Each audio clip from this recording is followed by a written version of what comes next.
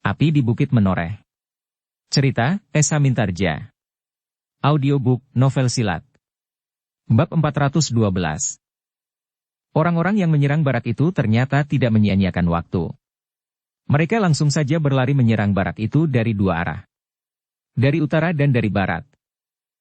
Pasukan khusus yang masih ada di barak yang telah bersiap mempertahankan baraknya, tidak membentur langsung serangan orang-orang perkemahan itu. Meskipun mereka justru bergerak maju menyongsong, tetapi mereka membuat pasukan mereka lentur. Ketika benturan terjadi antara orang-orang perkemahan yang mempunyai kekuatan yang besar dan kasar itu, maka para prajurit dari pasukan khusus itu telah bergerak mundur. Namun orang-orang yang menyerang barak itu, yang merasa mampu mendesak pasukan khusus yang bergerak mundur itu, tidak menyadari bahwa pada gerak maju mereka, satu-satu orang-orang mereka berjatuhan. Demikian pasukan khusus itu mendekati dinding barak mereka, maka terdapat celah-celah pada pertahanan mereka. Dengan garangnya maka orang-orang yang menyerang barak itu menembus celah-celah itu. Mereka merasa bahwa mereka dapat menyusup pertahanan lawan dan selanjutnya akan dapat memasuki dinding barak. Tetapi perhitungan mereka salah. Celah-celah itu ternyata dengan sengaja telah dibuat oleh prajurit dari pasukan khusus itu, sehingga seakan-akan telah menghisap dan menelan sebagian dari lawan-lawan mereka. Sementara itu, lapis kedua pasukan pertahanan itulah yang akan menyelesaikan orang-orang yang merasa berhasil menyusup memasuki pertahanan pasukan khusus itu. Orang-orang yang tidak mengira akan menjumpai jenis gelar yang tidak mereka perhitungkan sebelumnya itu memang menjadi agak bingung. Namun mereka memang tidak berpegang pada penalaran untuk memenangkan pertempuran. Mereka mengandalkan kekuatan dan kekerasan tenaga mereka. Dengan demikian, maka pertempuran itu menjadi semakin sengit, ketika para prajurit dari pasukan khusus itu tidak bergerak mundur lagi. Namun ketika mereka saling membenturkan kekuatan, maka orang-orang yang menyerang barak itu pun telah menjadi susut dengan cepat. Dengan demikian, maka para prajurit dari pasukan khusus yang ada di barak itu, sama sekali tidak merasa kesulitan untuk menghadapi serangan orang-orang keras dan kasar yang menyerang barak itu. Namun sebagaimana pesan Agung Sedayu, jika yang datang ke barak itu orang-orang yang kebanyakan bersenjata bindi, maka mereka bukan lawan yang harus dibinasakan. Mereka adalah orang-orang yang tidak mengerti apa yang mereka lakukan. Karena itu, maka sejauh mungkin para prajurit dari pasukan khusus itu harus menghindarkan diri dari pembunuhan. Seandainya mereka harus melumpuhkan orang-orang yang menyerang itu, maka mereka harus mengusahakan agar mereka tidak mati karena itu. Memang sulit untuk menghindarkan kematian. Tetapi jika itu harus terjadi, maka kematian itu diusahakan disusut menjadi sekecil-kecilnya. Dengan demikian, maka prajurit dari pasukan khusus yang telah berada di luar barak akan dapat bergerak kemana mereka diperlukan. Isyarat yang kemudian terdengar dibunyikan di barak itu, mengabarkan kepada para prajurit dari pasukan khusus, bahwa prajurit yang ada di barak tidak memerlukan bantuan lagi. Namun ketika suara kentongan dari barak pasukan khusus itu didengar dari kejauhan oleh orang-orang dari perkemahan yang menyerang sasaran yang lain, mereka mengira bahwa para prajurit di barak itu mengalami kesulitan. Dalam waktu yang pendek, maka para prajurit yang berada di luar barak itu lelah bergerak ke padukuhan-padukuhan yang mungkin akan menjadi sasaran serangan kelompok-kelompok kecil dari orang-orang di perkemahan itu, sebelum mereka bergerak ke padukuhan induk jika diperlukan. Ketika pertempuran di barak masih berkobar, sementara terdengar suara kentongan yang memecah keheningan malam, maka dua kelompok pasukan dari perkemahan telah menyerang dua padukuhan kecil di hadapan perbukitan. Dalam waktu pendek, pertempuran memang telah terjadi. Para pengawal yang dipersiapkan di padukuhan-padukuhan itu telah menyongsong pasukan lawan di luar dinding padukuhan. Seperti di barak pasukan khusus, maka di padukuhan itu pun terdengar suara kentongan. Tetapi nada kentongan itu bukan nada isyarat untuk memanggil bantuan. Apalagi setelah kelompok-kelompok kecil pasukan khusus sampai di padukuhan itu. Dalam pada itu, langit pun menjadi semakin cerah. Orang-orang perkemahan dalam pasukan induk mereka mendengar suara kentongan pula. Mereka memperhitungkan bahwa para pengawal justru akan terpancing ke padukuhan-padukuhan kecil yang telah mendapat serangan itu. Dengan demikian maka pasukan induk dari perkemahan yang akan menyerang padukuhan induk itu meluncur dengan cepat. Pada saat fajar mekar di timur, maka pasukan itu sudah berada di sebelah selatan padukuhan induk. Sebagaimana direncanakan, pasukan itu tidak akan menyerang dari arah barat. Namun pasukan itu terhenti beberapa saat di sebelah selatan padukuhan induk. Sementara itu Resi Belahan dengan beberapa orang pilihan serta sekelompok kecil kepercayaannya akan mendahului pasukannya, menyerang rumah Agung Sedayu. Kami akan melontarkan panah sendaren sebagai isyarat kalian menyerang padukuhan induk, berkata Resi Belahan. Seorang putut yang bernama Pulut Rahmaya telah mendapat tugas dari Resi Belahan untuk memimpin pasukan yang akan menghancurkan padukuhan induk Tanah Perdikan Menoreh. Sesaat menjelang matahari terbit, maka dengan cepat Resi Belahan bergerak.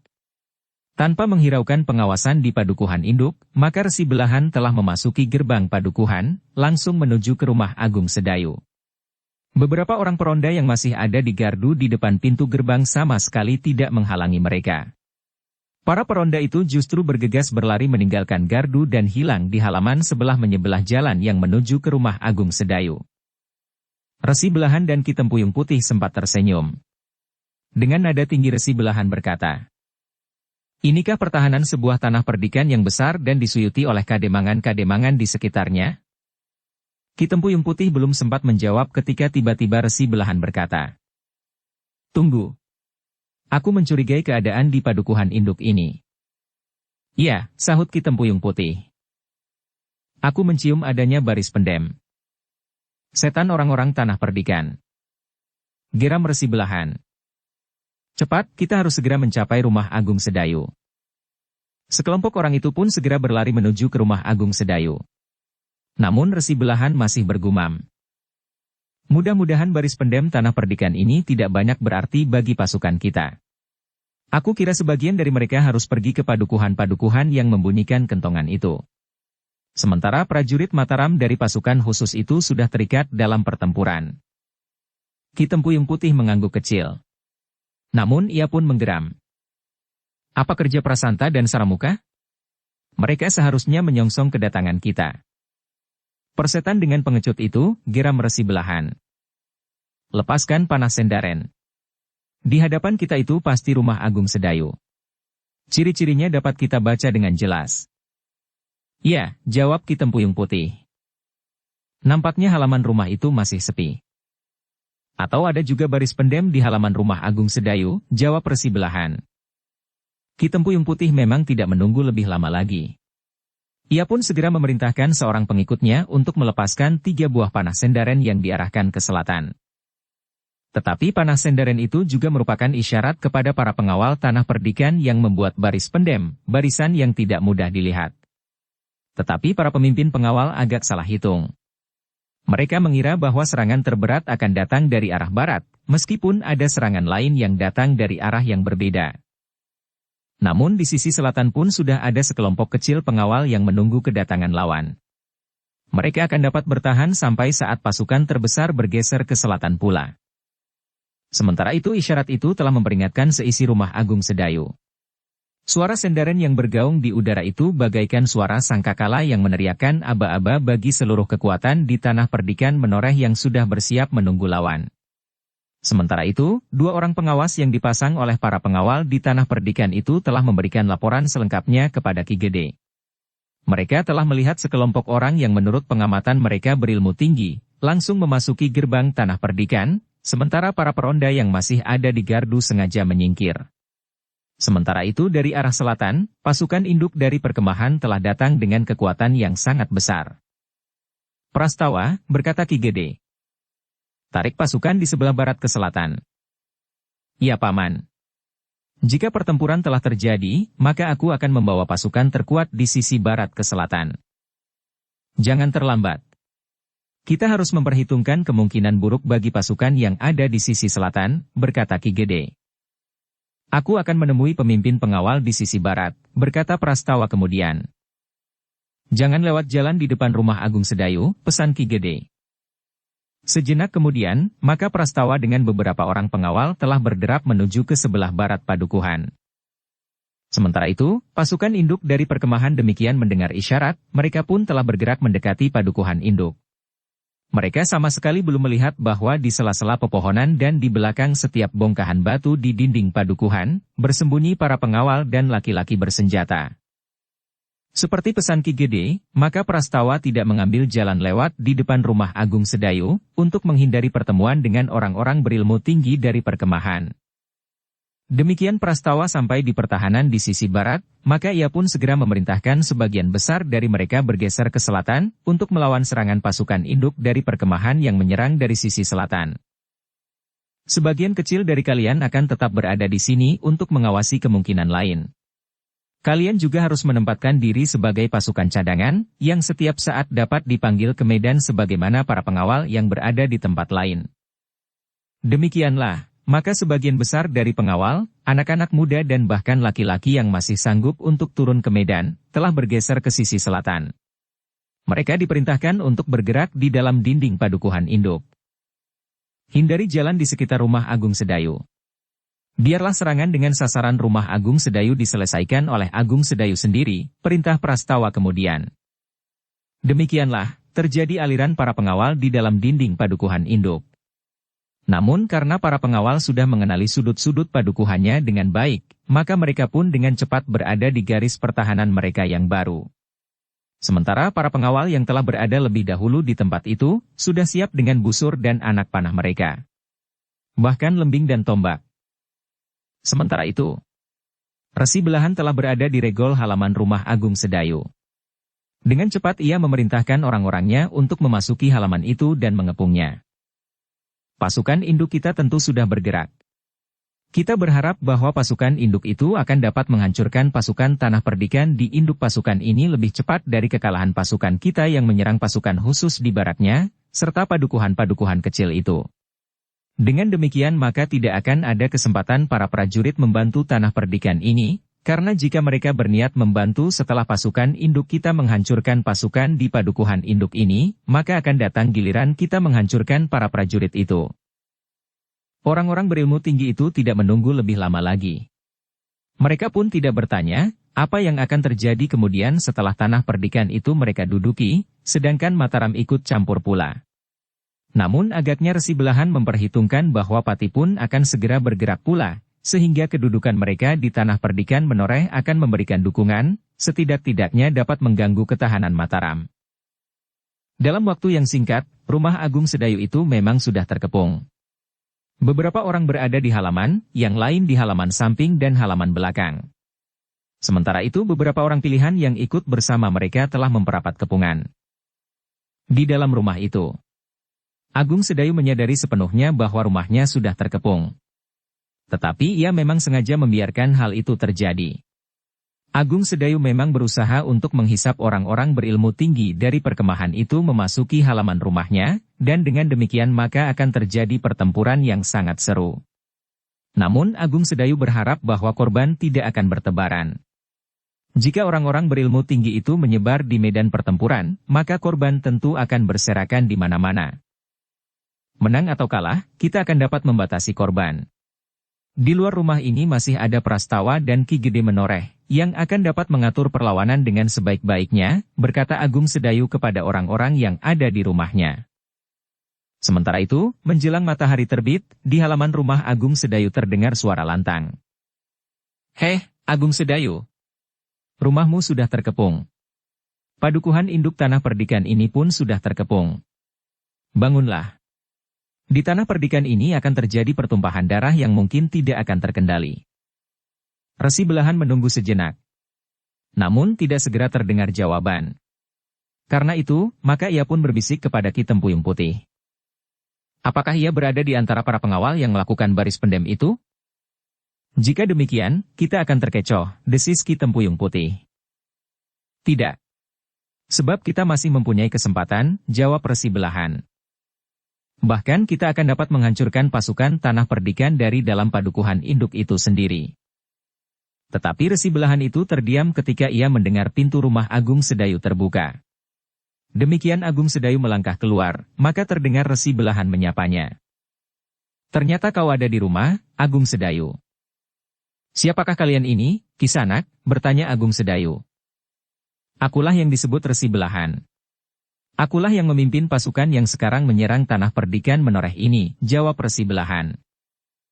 Bukankah yang ada di sebelahmu itu bernama Tempuyung Putih? Tiba-tiba saja seseorang muncul dari balik pintu.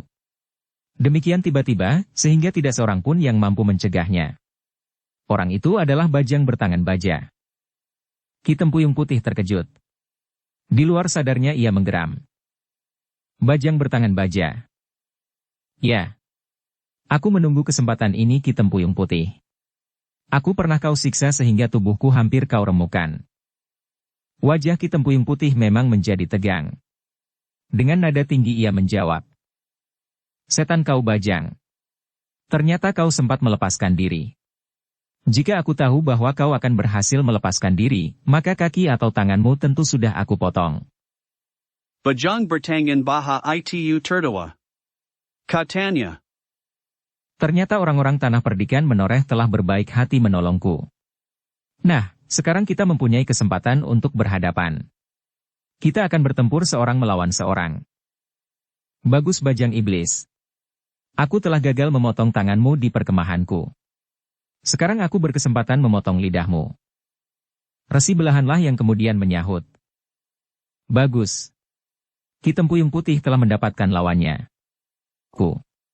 Sekarang aku berkesempatan memotong lidahmu. Orang inilah yang telah menjerumuskan Ki Manuhara ke dalam kematian yang mengecewakan. Ki Manuhara telah dibujuknya untuk berbuat sesuatu yang sama sekali tidak ada hubungannya dengan niatnya datang ke Mataram, jawab Ki Tempuyung Putih. Tetapi Bajang bertangan baja itu menjawab. Omong kosong. Ki Manuhara telah mati di halaman rumah ini. Umur yang tersisa adalah karena aku telah menolongnya mengobati luka-luka dalamnya yang sudah siap membunuhnya. Karena itu, aku merasa berhak untuk memanfaatkan sisa hidup Ki Manuhara, meskipun aku juga berjanji untuk membantunya jika persoalanku sendiri sudah selesai. Setan kau. Yang kau manfaatkan bukan hanya Ki Manuhara, tetapi juga orang-orangnya, geram Ki Tempuyung Putih. Aku tidak peduli. Sekarang, bersiaplah Ki Tempuyung Putih. Ki Tempuyung Putih tidak menjawab lagi. Tetapi ia bergeser selangkah. Ia pun telah bersiap menghadapi segala kemungkinan. Dalam pada itu Resi Belahan pun berkata, Agung Sedayu, di mana kawan-kawanmu? Aku tidak mempunyai waktu banyak. Aku akan segera menghancurkan rumahmu seisinya. Kecuali jika kalian menyerah tanpa syarat dan tidak menolak kami perlakukan menurut kehendak kami. Baiklah Resi Belahan. Karena kau yang memimpin kawan-kawanmu memasuki halaman rumahku, sedang aku adalah kepala keluarga di sini, maka aku akan menghadapimu sebagai lawan. Aku sudah mengira. Dan aku pun sudah mendengar bahwa Agung Sedayu adalah seorang yang berilmu tinggi. Tetapi betapapun tinggi ilmu seseorang, namun ia tentu mempunyai kelemahan-kelemahan yang akan dapat ditembus, berkata Resi Belahan. Ya. Aku pun berpendirian seperti itu. Betapapun tingginya ilmu Resi Belahan, tetapi tentu ada kelemahan-kelemahan yang akan dapat ditembus. Resi Belahan pun kemudian memberikan isyarat kepada orang-orangnya. Bahkan ia sempat memperkenalkan beberapa orang kepada Agung Sedayu. Agung Sedayu tersenyum melihat beberapa orang pengikut Resi Belahan yang diperkenalkan kepadanya itu. Katanya, ternyata kau memiliki beberapa orang berilmu tinggi. Baiklah Resi Belahan. Aku sudah tahu rencanamu. Karena itu, biarlah kawan-kawanku yang ada di rumah ini mempertahankan dirinya. Termasuk Bajang bertangan baja. Ternyata ia berpihak kepadaku. Resi Belahan tidak menunggu lebih lama lagi. Terdengar ia pun bersuit nyaring. Dengan demikian maka orang-orangnya yang mengepung rumah itu pun mulai bergerak. Selain orang-orang yang berilmu tinggi yang datang bersama Resi Belahan, maka para pengikutnya yang terpilih pun telah menyebar ke segala penjuru halaman rumah Agung Sedayu. Namun dalam pada itu, maka suitan Resi Belahan itu pun merupakan perintah pula bagi orang-orang yang berada di dalam rumah dan di dalam gandok untuk berloncatan keluar. Tidak saja lewat pintu depan, tetapi juga lewat pintu-pintu butulan dan seketheng. Resi Belahan memang terkejut. Ternyata yang ada di rumah itu bukan saja Agung Sedayu dan beberapa orang berilmu tinggi. Tetapi beberapa orang lain telah berada di rumah itu pula. Ternyata kau licik seperti Ki Gede Menoreh, geram Resi Belahan. Kenapa? Bertanya Agung Sedayu. Kau membuat baris pendem sebagaimana tanah perdikan ini. Apa salahnya? Bertanya Agung Sedayu. Lalu katanya pula. Kami memang sudah tahu pasti akan kedatangan kalian pada hari ini. Prasanta dan Saramuka telah memberikan keterangan kepada kami, sehingga kami dapat mempersiapkan diri sebaik-baiknya.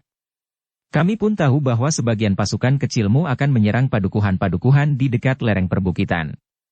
Sedang yang lain akan menyerang barak pasukan khusus, untuk mengikat agar para prajurit dari pasukan khusus itu tidak keluar dari baraknya. Kalian memang licik seperti iblis, geram Resi Belahan kemudian. Tetapi itu semua tidak ada gunanya. Hari ini tanah perdikan ini akan musnah menjadi debu. Kami akan mencoba melawan sebaik-baiknya, dengan keyakinan bahwa kami akan mampu melakukannya. Karena kami yakin bahwa yang bersalah tidak akan mencapai niatnya yang jahat itu. Yang Maha Agung akan selalu melindungi kami. Persetan dengan sesorahmu, sahut Resi Belahan. Kau akan menyesal, karena aku tidak akan dapat kau persamakan dengan Manuhara. Orang yang tidak mempunyai pendirian yang tegak dan tegar. Tetapi hatinya lemah seperti batang ilalang, yang merunduk kemana arah angin bertiup. Agung Sedayu pun harus mempersiapkan diri sebaik-baiknya. Sementara itu, Resi Belahan sempat memperhatikan beberapa orang yang berloncatan dari gandok rumah Agung Sedayu. Mereka adalah anak-anak dari kelompok Gajah Liwung. Seorang anggota dari Gajah Liwung yang tertua tidak ada di antara mereka, karena Ki Ajar Gurawa dan kedua muridnya ada di halaman belakang. Tetapi Resi Belahan tidak menjadi gentar. Ia pun membawa beberapa orang kepercayaannya selain orang-orang berilmu tinggi. Resi Belahan berharap bahwa orang-orangnya akan dapat menghancurkan orang-orang yang berada di rumah Agung Sedayu itu. Dalam pada itu, seperti yang diperhitungkan oleh Resi Belahan, maka Putut Rahmaya telah memerintahkan pasukannya untuk menyerang padukuhan induk tanah perdikan Menoreh. Perintah itu pun menjalar dari mulut setiap pemimpin kelompok pasukannya dari ujung sampai ke ujung. Putut Rahmaya memang tidak menyusun gelar khusus bagi pasukannya. Mereka mengandalkan kemampuan pribadi mereka masing-masing. Mereka datang menyerang padukuhan induk bagaikan samudra rob. Seperti ombak di samudra yang bergulung-gulung menghantam pantai. Di belakang dinding padukuhan, di setiap batang pepohonan dan di belakang gerumbul-gerumbul yang rimbun, para pengawal tanah perdikan telah siap menunggu kedatangan orang-orang dari perkemahan itu.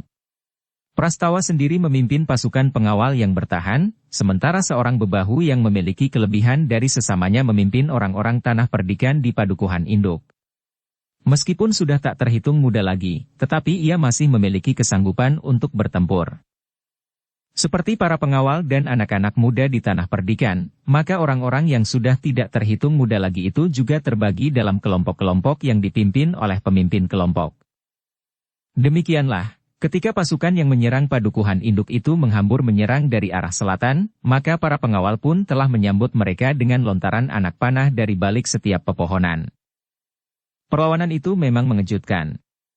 Putut Rahmaya segera mengetahui bahwa para pengawal telah melakukan pertahanan yang tersembunyi. Luput dari pengamatan orang-orang yang bertugas sandi di tanah perdikan, karena laporan yang sampai kepada Ki Tempuyung Putih mengatakan bahwa pertahanan di tanah perdikan itu, khususnya di padukuhan induk, sangat rapuh. Lontaran anak panah yang bagaikan hujan itu menunjukkan bahwa pertahanan di padukuhan induk itu bukan pertahanan yang rapuh. Namun pasukan yang menyerang itu memang sudah mempersiapkan diri sebaik-baiknya. Dengan tangkasnya maka orang-orang yang berperisai pun segera bergerak di paling depan.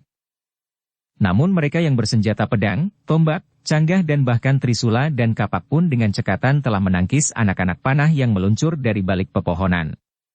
Namun orang-orang tanah perdikan yang sempat memanjat pepohonan dan membidikan anak panahnya sambil duduk di atas dahan-dahan yang besar, merupakan serangan yang berbahaya. Demikianlah, maka ketika matahari memancarkan sinarnya menyentuh rerumputan yang basah oleh embun, maka pertempuran pun telah membakar padukuhan induk tanah perdikan Menoreh.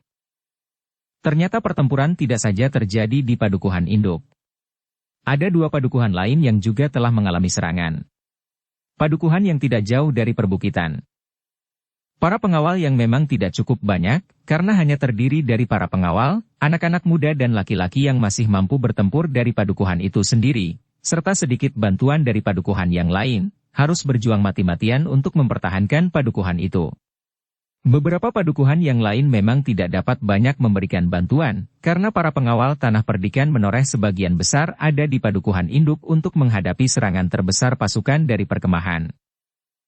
Namun ternyata kelompok-kelompok prajurit dari pasukan khusus meskipun tidak terlalu banyak, telah datang membantu para pengawal dan para penghuni padukuhan-padukuhan yang sedang bertahan itu.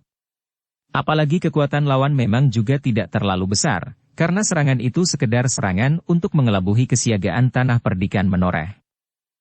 Sementara itu di barak prajurit pasukan khusus pun pertempuran telah berkobar dengan sengitnya. Orang-orang yang berbindi yang pada umumnya memiliki kekuatan wadak yang sangat besar itu bertempur dengan membabi buta. Tetapi para prajurit dari pasukan khusus yang terlatih itu tidak banyak mengalami kesulitan menghadapi mereka.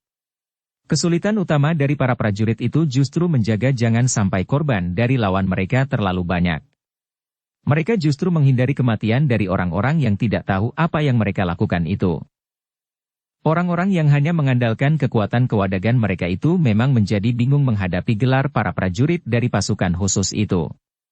Ketika mereka merasa mampu menembus sela-sela pertahanan pasukan khusus itu, justru mereka terjebak ke dalam pusaran kekuatan yang tidak tertembus. Karena itu, para penyerang itu menjadi bingung. Kekuatan kewadagan mereka ternyata tidak banyak membantu melawan ketangkasan bukan saja dalam olah kanuragan, tetapi juga penalaran dari para prajurit itu. Itulah sebabnya, maka mereka tidak dapat berbuat banyak ketika mereka menghadapi putaran ujung senjata para prajurit dari pasukan khusus yang bergerak dengan cepat di sekitar mereka.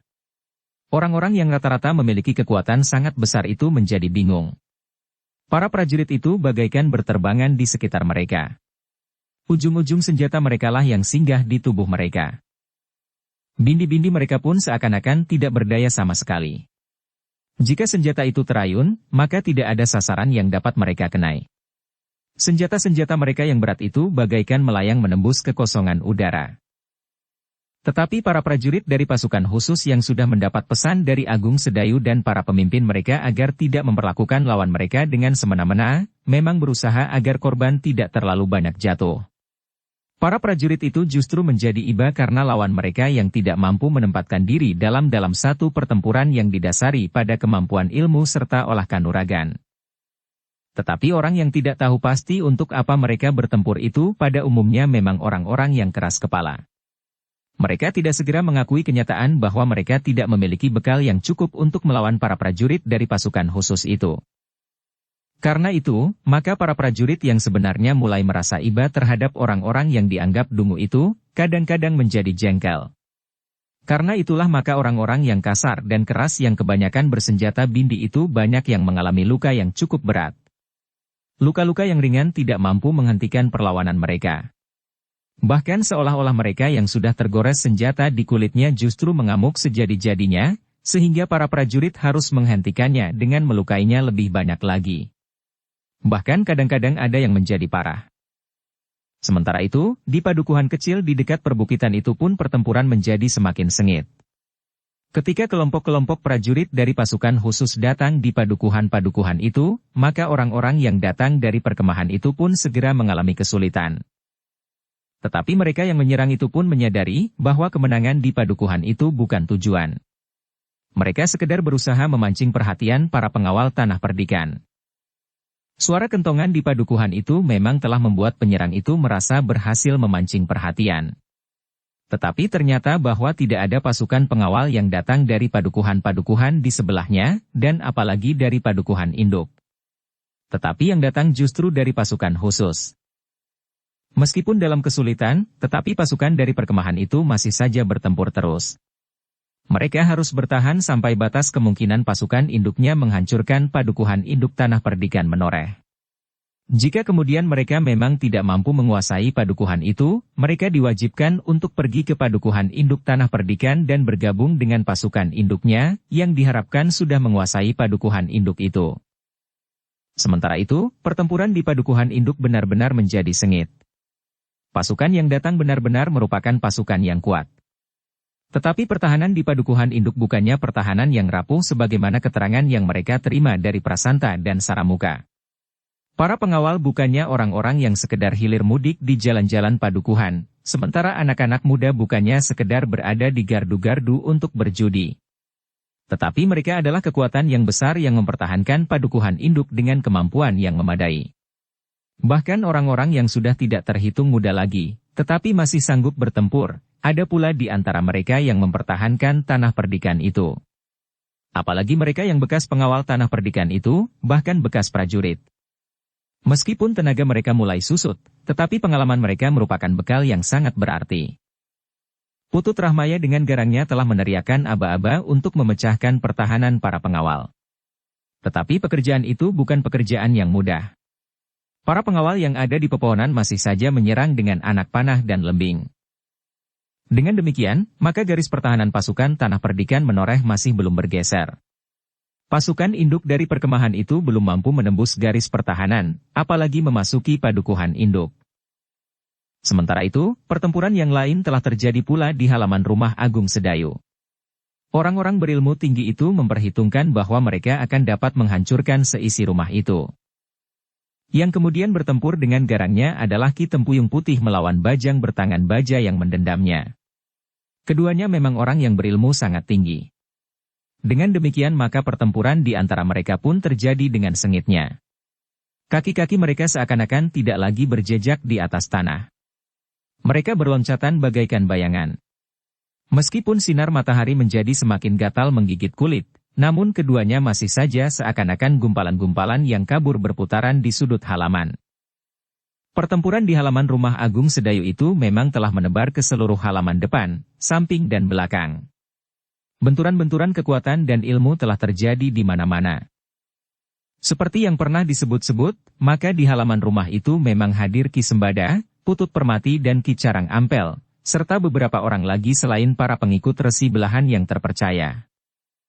Bahkan di antara mereka terdapat seorang bangsawan dari Pati, yang pernah berusaha untuk mengambil Rara Wulan dan bahkan dengan sekar mirah sekaligus. Seorang yang selalu mengenakan pakaian yang bagus dan rapi. Seorang yang disebut Raden Bomantara. Ia memang ikut dalam kelompok itu untuk kepentingan sendiri. Raden Bomantara ingin mendapatkan kedua orang perempuan yang tinggal di rumah itu. Karena itu, maka ia pun berusaha untuk menghindari pertempuran dengan orang-orang berilmu tinggi. Bahkan ia telah mengajak seorang yang sudah lewat separuh baya untuk melindunginya, karena ia tahu bahwa kedua orang perempuan yang ada di rumah itu adalah perempuan-perempuan yang berilmu tinggi pula. Seharusnya kau tidak berbuat bodoh seperti itu, berkata orang yang sudah lewat separuh baya. Biarlah pertempuran ini berlangsung. Kita harus ikut serta melibatkan diri dalam pertempuran ini. Nanti jika pertempuran itu sudah berakhir, maka kau dapat mengambil kedua orang perempuan itu. Aku memerlukannya. Jika aku terlambat dan keduanya mati di pertempuran, aku tentu akan merasa kehilangan, jawab Raden Bomantara. Kedua orang perempuan itu tentu tidak akan dibunuh. Meskipun hal itu tidak direncanakan dilakukan, tetapi dapat saja hal itu terjadi, jawab Raden Bomantara. Tetapi jika kita berusaha memasuki rumah itu sekarang, maka kita harus menerobos pertempuran yang sengit itu. Bahkan kita akan dapat terjebak dalam pertempuran yang sulit kita atasi. Kau jangan terlalu banyak membantah. Antar aku mengambil kedua perempuan itu. Jika mereka melawan, kau harus dapat menguasai mereka. Jika perlu aku akan mengikatnya dan membawa mereka ke perkemahan, berkata Raden Bomantara. Orang yang sudah berumur lewat separuh baya itu memang menjadi bimbang. Tetapi ia memang mendapat tugas untuk mengikuti dan menjaga keadaan Raden Bomantara. Sementara itu pertempuran pun berlangsung dengan garangnya. Ki Tempuyung Putih dan Bajang bertangan baja telah mengerahkan segenap kemampuan mereka. Keduanya saling menyerang, bukan saja dengan kekuatan kewadagan mereka, tetapi mereka sudah tenggelam dalam pertempuran ilmu yang dahsyat. Karena itulah, maka anak-anak Gajah Liwung dan para pengikut pilihan dari perkemahan tidak berusaha untuk mendekat. Mereka cenderung untuk menjauhi lingkaran pertempuran di antara keduanya yang berilmu tinggi itu. Sementara itu, Resi Belahan sendiri telah berhadapan langsung dengan Agung Sedayu. Keduanya merasa bertanggung jawab atas pihak masing-masing. Sehingga keduanya telah menempatkan diri mereka sebagai lawan. Tetapi mereka masih belum menenggelamkan diri dalam pertempuran di antara mereka berdua. Keduanya masih berkepentingan untuk melihat pertempuran yang terjadi di halaman rumah Agung Sedayu itu. Sebenarnya lah bahwa pertempuran telah terjadi di segala tempat. Di sebelah Gandok, dua orang anak muda dari kelompok Gajah Liwung tengah bertempur melawan orang-orang pengikut terpercaya Resi Belahan. Namun Naratama dan Suratama yang memiliki kekuatan yang sangat besar itu tidak segera terdesak. Senjata mereka terayun-ayun dengan derasnya. Ketika terjadi benturan senjata, maka rasa-rasanya senjata lawannya itu pun akan terlepas dari genggaman. Bahkan telapak tangannya terasa bagaikan menggenggam bara. Dalam pada itu, Raden Bomantara telah memaksa Ki Pamekaas untuk menyusup memasuki rumah Agung Sedayu lewat pintu butulan. Bomantara yakin bahwa Ki Pamekaas yang berilmu tinggi itu akan dapat menembus setiap perlawanan yang menghalangi usaha mereka untuk menemukan Sekar Mirah dan Rara Wulan. Namun ketika mereka memasuki Seket Heng, tiba-tiba saja mereka telah bertemu dengan Wacana yang juga masih berada di rumah itu. Wacana yang juga merasa berkewajiban untuk membantu Agung Sedayu dalam keadaan yang rumit itu, telah mencegah Ki Pamekaas. "Kalian akan kemana Kisanak?" bertanya Wacana. Yang menjawab adalah Raden Bomantara. "Minggirlah. Kami ingin bertemu, berbicara dan kemudian menyelamatkan kedua orang perempuan yang tinggal di rumah ini." "Siapakah yang kau maksud?" bertanya Wacana. "Jangan terlalu banyak bertanya. Menurut pengamatanku, di rumah ini hanya ada 2 orang perempuan cantik. Dan biarlah kami menyelamatkan mereka. Jika kami tidak menolong mereka, maka mereka akan dapat mati terbunuh di sini. Di seluruh halaman rumah ini telah terjadi pertempuran yang sengit. Sementara itu orang-orang berilmu tinggi berniat untuk menghancurkan seluruh isi rumah ini, termasuk kedua orang perempuan itu. Karena itu, berikan kesempatan kepada kami untuk menyelamatkan keduanya." "Mereka sudah selamat," berkata Wacana. "Mereka berdua telah diungsikan ke rumah Ki Gede. Meskipun keduanya juga berilmu, tetapi sebaiknya mereka tidak terlibat dalam pertempuran di antara orang-orang berilmu tinggi." Wajah Raden Bomantara menjadi tegang. Dengan lantang ia berkata, "Bohong. Kau berbohong." Tetapi Wacana menyahut, "Telah mendapatkan lawannya. Jika kau tidak percaya, marilah, aku antar kau melihat seisi rumah. Di dalam tinggal ada 2 orang kawanku yang menjaga agar bagian dalam rumah ini tidak dirusak orang. Tetapi jika kau ingin sekedar melihat apakah kedua orang perempuan itu ada atau tidak, aku tidak berkeberatan. Tetapi setelah kau yakin bahwa keduanya tidak ada, maka kau harus keluar lagi. Kita dapat berkelahi di Longkangan atau di mana saja. Kecuali jika kau menyerah." "Setan kau," geram Raden Bomantara. "Kau kira aku percaya? Karena itu, marilah. Sudah aku katakan, aku antar kau melihat-lihat ke dalam," berkata Wacana. "Tidak," geram Ki Pamekaas. "Aku akan membunuhmu lebih dahulu. Baru kemudian aku akan melihat ke dalam." Tetapi Bomantara memotong. "Tidak. Kita lihat saja ke dalam. Kedua orang itu akan sempat bersembunyi." Wacana yang telah bersiap menghadapi segala kemungkinan itu pun menyahut.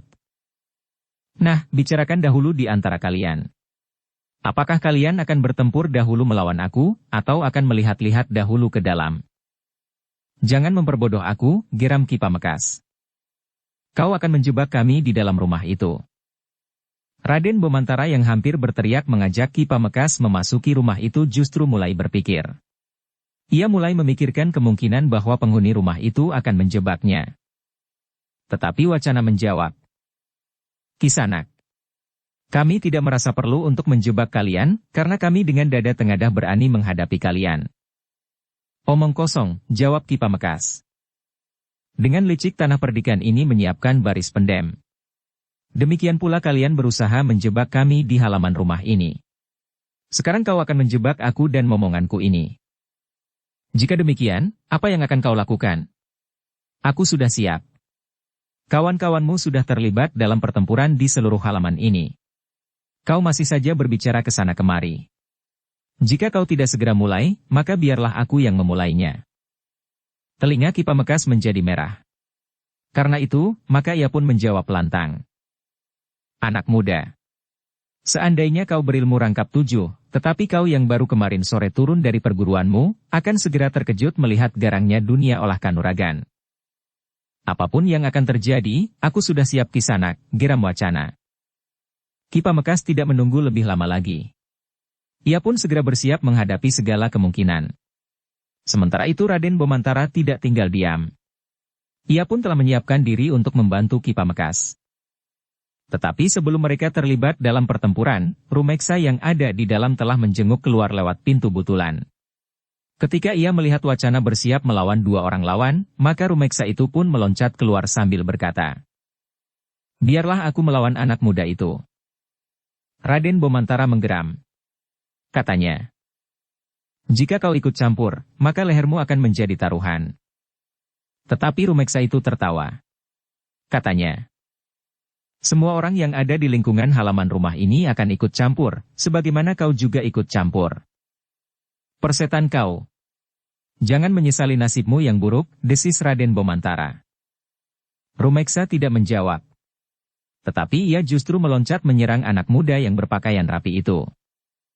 Raden Bomantara dengan tangkasnya mengelak. Bahkan kemudian ia pun telah berputar menyerang. Kakinya terayun cepat mengarah ke dada lawan. Namun Rumeksa sempat bergeser ke samping, sehingga serangan Raden Bomantara tidak menyentuhnya. Ketika keduanya terlibat dalam pertempuran yang semakin sengit, maka Wacana dan Ki Pamekasan pun telah mulai bertempur pula. Ki Pamekasan yang menganggap Wacana masih terlalu kanak-kanak itu ternyata telah terkejut. Wacana memiliki kematangan ilmu yang harus diperhitungkan sebaik-baiknya. Karena itu, maka Ki Pamekasan tidak lagi bertempur dengan semena-mena. Apalagi setiap kali Wacana mampu memotong serangan-serangannya. Bahkan dengan serangan-serangan pula. "Anak ini ternyata memiliki ilmu yang tinggi pula," berkata Ki Pamekasan di dalam hatinya. Dalam pada itu, semakin tinggi matahari memanjat langit, maka pertempuran pun menjadi semakin sengit. Rasa-rasanya seluruh halaman rumah Agung Sedayu itu bagaikan terbakar oleh api pertempuran.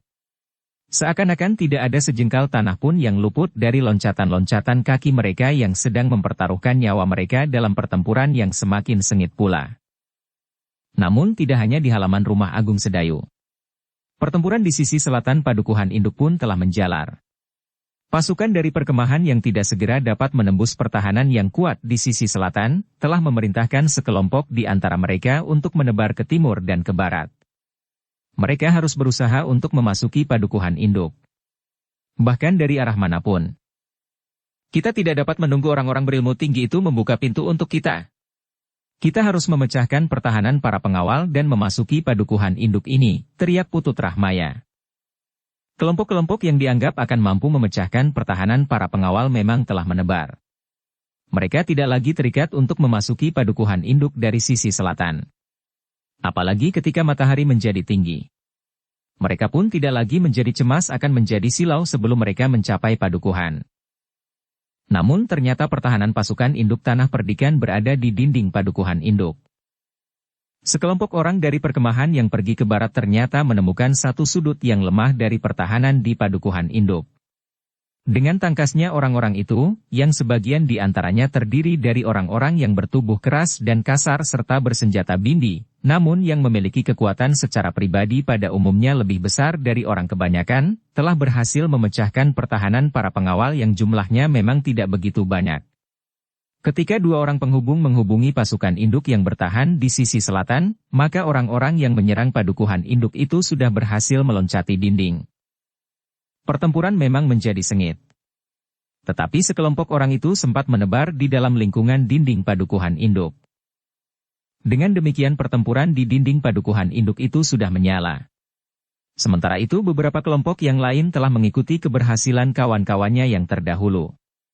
Mereka menyusul memasuki Padukuhan Induk lewat pertahanan yang berhasil mereka tembus itu. Prastawa yang mendapat laporan itu segera memerintahkan pasukan cadangan untuk mengatasinya. Mereka harus menahan orang-orang yang menyerang Padukuhan Induk itu agar tidak menggapai Banjar dan rumah Ki Gede sebagai tempat pengungsian. Di kedua tempat itu banyak sekali perempuan dan anak-anak. Di antara mereka adalah Sekar Mirah dan Rara Wulan yang membantu para pengawal mengatur para pengungsi itu.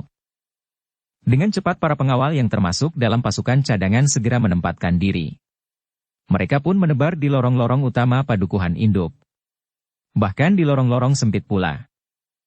Selain para pengawal dan anak-anak muda dari pasukan cadangan, maka orang-orang yang sudah tidak terhitung muda lagi, namun masih tidak mau ketinggalan mempertahankan kampung halamannya, telah turun pula bersama-sama para pengawal dan anak-anak muda menahan arus pasukan dari perkemahan yang berhasil memasuki dinding Padukuhan Induk.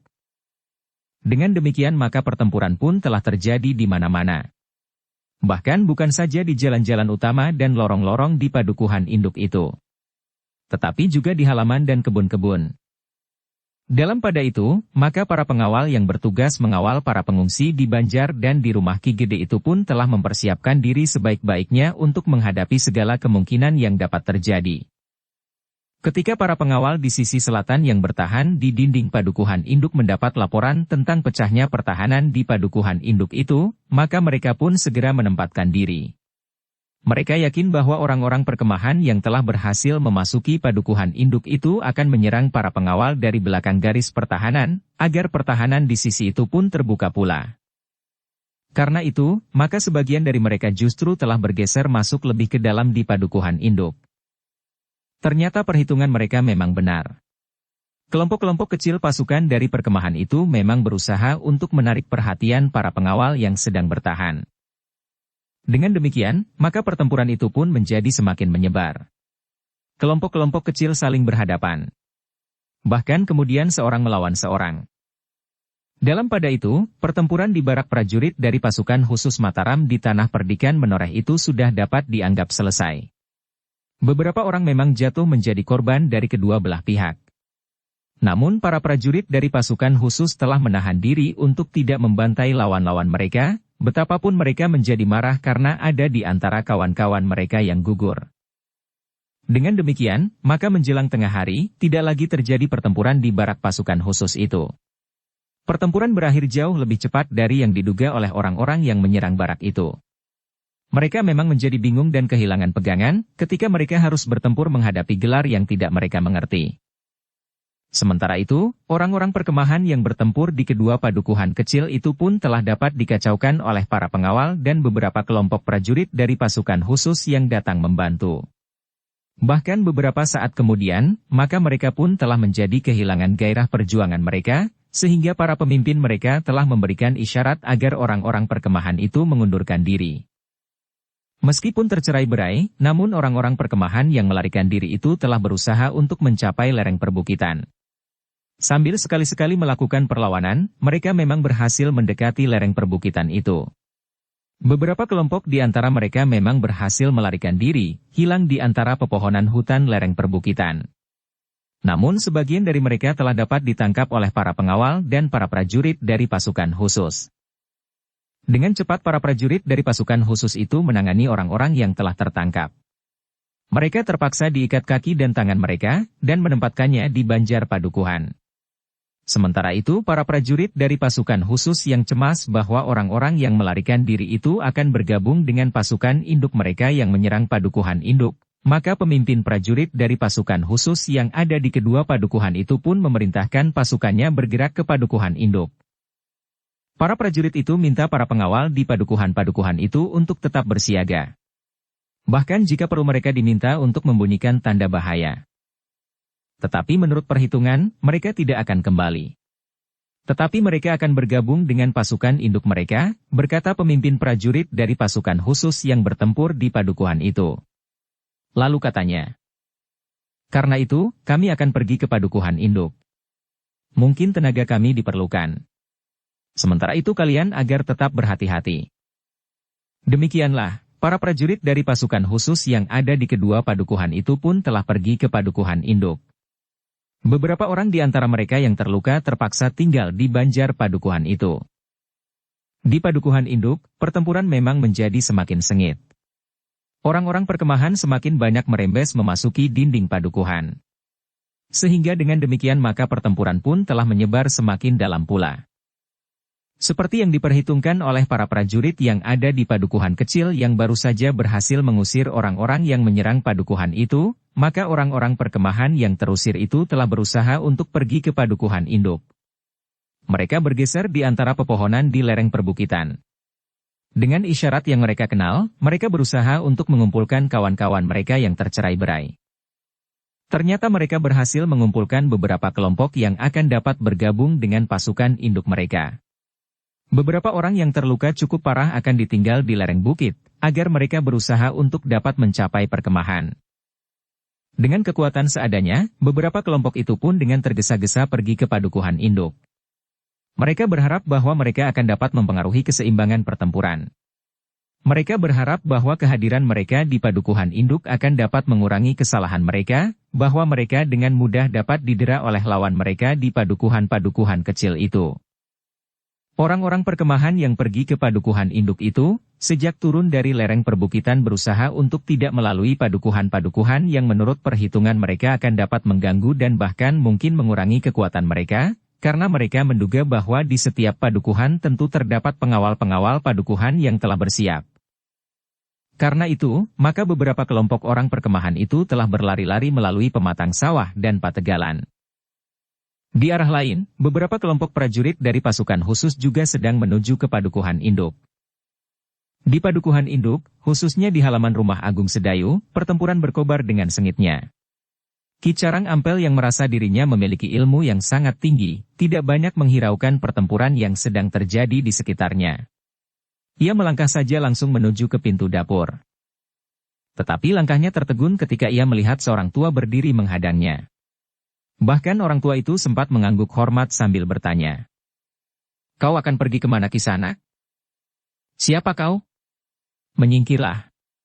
Di halaman rumah ini sedang terjadi perang," berkata Ki Carang Ampel. "Aku adalah bagian dari perang itu," jawab orang yang rambutnya sudah mulai memutih. "Namamu?" bertanya Ki Carang Ampel. "Namaku Jayaraga," jawab orang tua itu. "Jayaraga," orang itu mengulang. "Nama yang bagus. Namaku Ki Carang Ampel. Apakah kau pernah mendengar?" Ki Jayaraga Menggaling. Katanya. "Tidak. Aku belum pernah mendengar," jawab Ki Jayaraga. "Aku tidak peduli, apakah kau pernah mendengar atau tidak. Sekarang kita bertemu sebagai lawan. Jika benar kau bagian dari perang ini, bersiaplah," geram Ki Carang Ampel.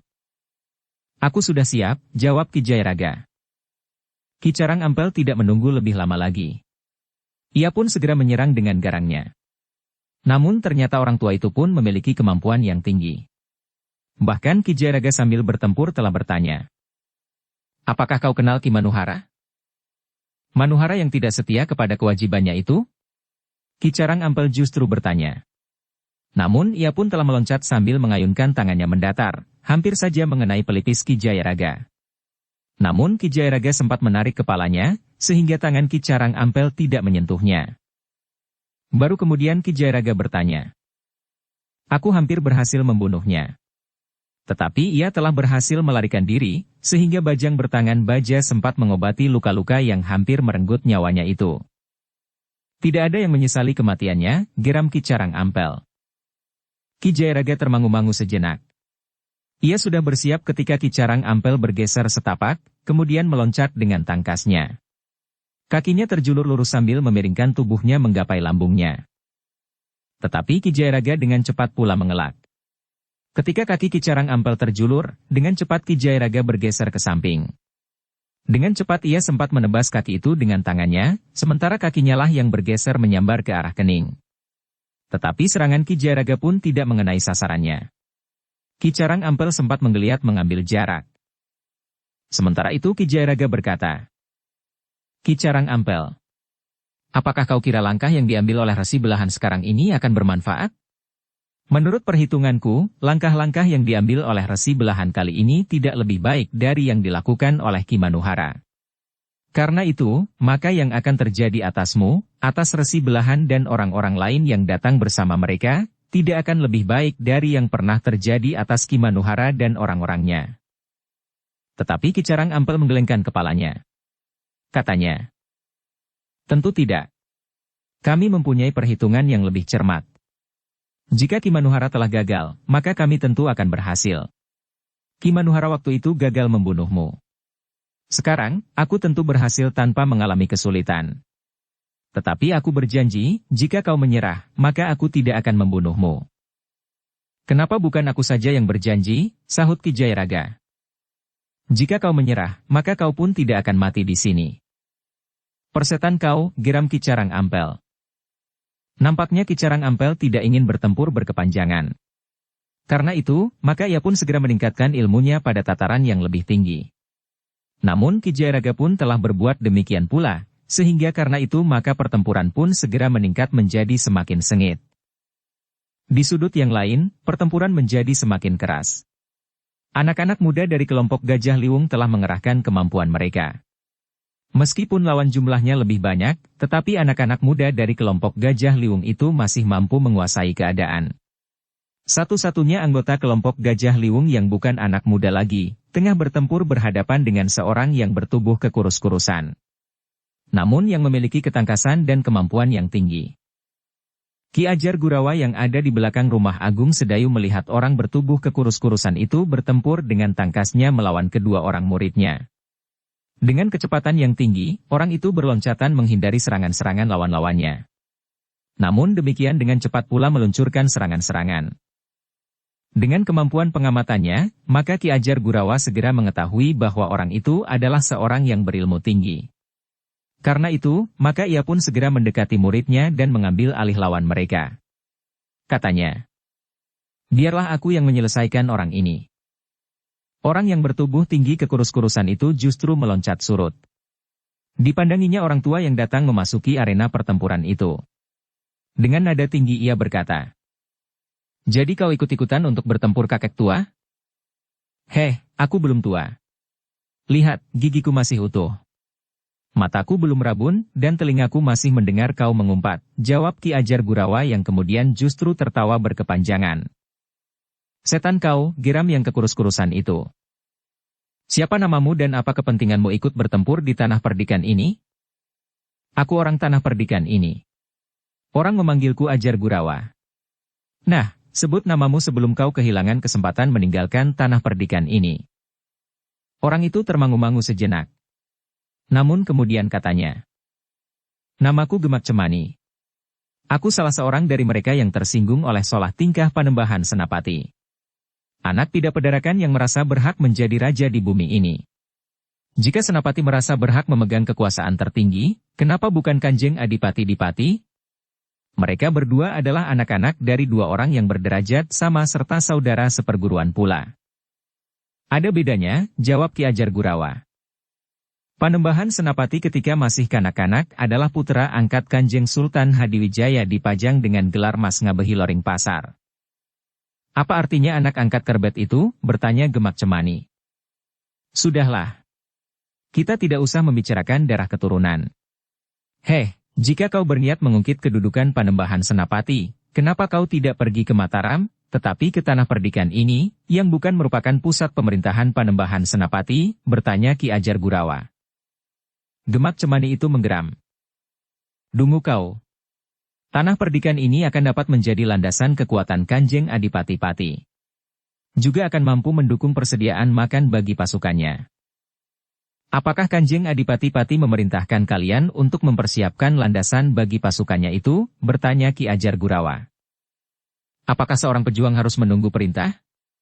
Bukankah kami dapat mengambil langkah mendahului perintah, asal dengan keyakinan bahwa yang kita lakukan itu akan memberikan arti," berkata Gemak Cemani.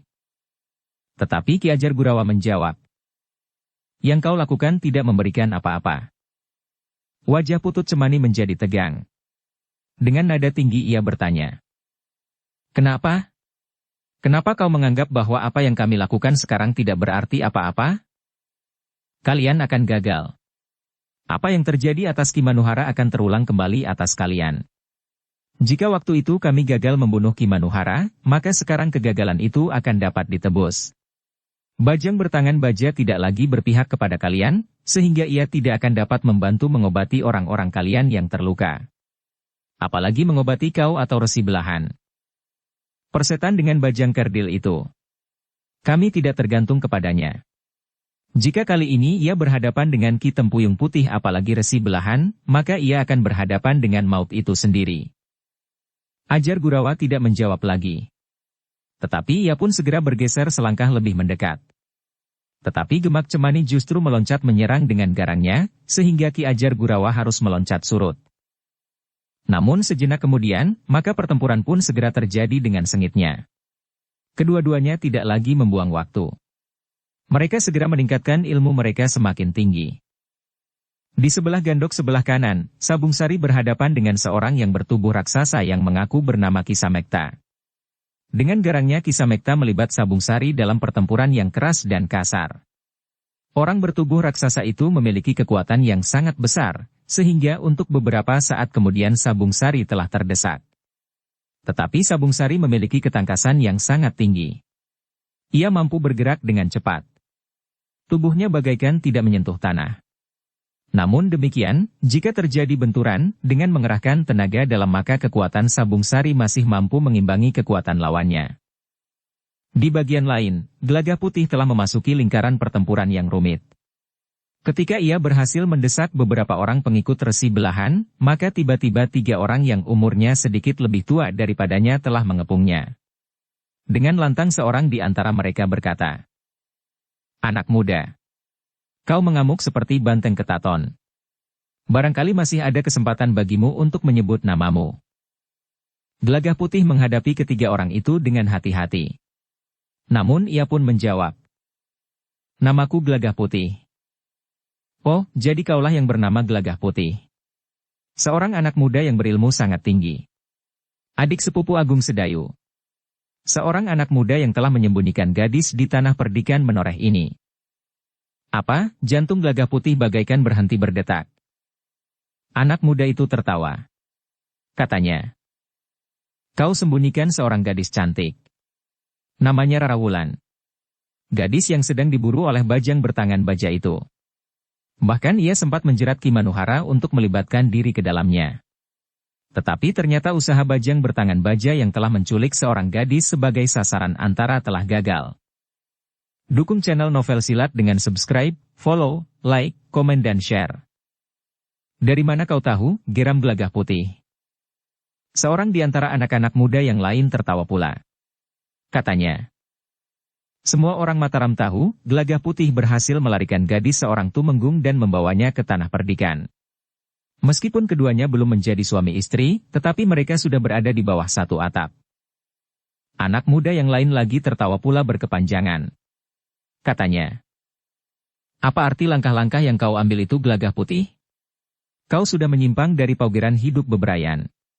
Bukankah seharusnya kau masih belum dapat menganggap Rara Wulan itu istrimu?" Wajah Gelagah Putih menjadi merah padam. Dengan geram ia bertanya, "Siapa nama kalian?" "Aku seorang putut." "Namaku Permati," jawab yang nampaknya paling berpengaruh di antara mereka. "Putut Permati," desis Gelagah Putih. "Yang lain?" "Kami bertiga adalah putut dari sebuah padepokan yang dipimpin oleh Resi Belahan. Namaku Menengah." "Putut Menengah." Gelagah Putih mengulang pula. "Namaku Petala. Aku adalah putut yang termuda di antara kami bertiga." Bagus Desis Gelagah Putih. "Ternyata kalian adalah murid-murid yang terpercaya dari Resi Belahan. Tetapi sayang bahwa kalian telah mempergunakan cara yang licik untuk mempengaruhi perlawananku secara jiwani. Kau sengaja melontarkan tuduhan yang kau sangka dapat berpengaruh terhadap perasaanku. Kau sengaja mengungkit kemarahanku agar perhitunganku menjadi kabur." Wajah ketiga orang putut itu berkerut. Mereka saling berpandangan sejenak. Namun kemudian Putut Permati itu tertawa. "Gelagah Putih, adalah wajar jika kau mengelak. Tetapi siapa dapat percayakan kata-katamu? Apakah kau membantah bahwa Rara Wulan juga tinggal di rumah itu? Sedangkan kau juga, sebagaimana Agung Sedayu tinggal di rumah ini bersama Sekar Mirah." Telinga Gelagah Putih rasa-rasanya bagaikan tersentuh bara. Tetapi Gelagah Putih masih sempat menyadari bahwa ia harus mengendalikan diri. Jika perasaannya terguncang karena kata-kata lawannya yang sengaja memancing gejolak perasaannya itu, maka ia akan kehilangan penalaran yang bening. "Nah, apa yang akan kau katakan, Gelagah Putih?" desis Putut Menengah. Kedua orang putut yang lain telah tertawa pula berkepanjangan. Bahkan Putut Petala itu berkata, "Katakan, Gelagah Putih, bahwa kau tidak peduli pendapat orang lain. Kau berhak menentukan jalan hidupmu sendiri. Juga nilai-nilai keadaan yang berlaku di lingkungan masyarakat di sekitarmu dapat saja kau injak-injak sesukamu. Apalagi kau adalah seorang anak muda yang berilmu tinggi. Tidak seorang pun berani mengganggumu. Bahkan Ki Gede Menoreh sendiri. Persetan dengan omonganmu. Kau tidak tahu apa yang sebenarnya ada di dalam rumah ini." Ketiga orang putut itu tertawa. Semakin lama terdengar di telinga Gelagah Putih menjadi semakin keras. Suara tertawa itu ternyata telah membuat Gelagah Putih menjadi pening. Kemarahan dan kebencian yang membakar jantungnya yang seakan-akan telah didera oleh suara tertawa yang tidak berkeputusan itu terasa berputar-putar tidak henti-hentinya. Udara di sekitarnya pun seakan-akan telah ikut berputar pula. Gelagah Putih memang menjadi pening. Ketika ia melihat ketiga orang putut itu rasa-rasanya mereka ikut berputaran. Wajah-wajah mereka seakan-akan telah berubah menjadi wajah-wajah yang lain, yang tidak seimbang sebagaimana dilihat sebelumnya. Ketiga orang putut itu bukan termasuk orang-orang berwajah keras dan kasar. Mereka adalah sebagaimana kebanyakan anak-anak muda dengan wajah yang bersih. Namun tiba-tiba mata mereka seakan-akan menjadi semakin besar. Gigi-gigi mereka menonjol keluar, sementara hidung mereka menjadi panjang. Gelagah Putih benar-benar menjadi pening. Namun kemudian ia pun segera menyadari keadaannya. Ia telah dibelit oleh semacam ilmu yang membuat penglihatannya menjadi berubah. Kabur dan tidak menentu. Suara tertawa itu adalah awal dari kebingungan yang mencengkam otaknya. Semakin tajam suara tertawa itu menusuk telinganya, maka ia pun menjadi semakin bingung menghadapi ketiga orang putut itu. Untunglah bahwa Gelagah Putih tidak terlambat menyadari keadaannya. Tiba-tiba saja ia menggeretakkan giginya. Agaknya kemarahan yang berhasil ditiupkan oleh ketiga orang putut itu membuatnya kehilangan kendali atas perasaannya, sehingga ilmu lawannya dengan cepat menyusup ke hatinya. Kesadaran Gelagah Putih itu ternyata mampu mengendapkan perasaannya. Meskipun giginya gemeretak, tetapi ia mampu mempergunakan penalarannya. Hampir saja mereka dorong aku ke dalam kesulitan penalaran, berkata Gelagah Putih di dalam hatinya.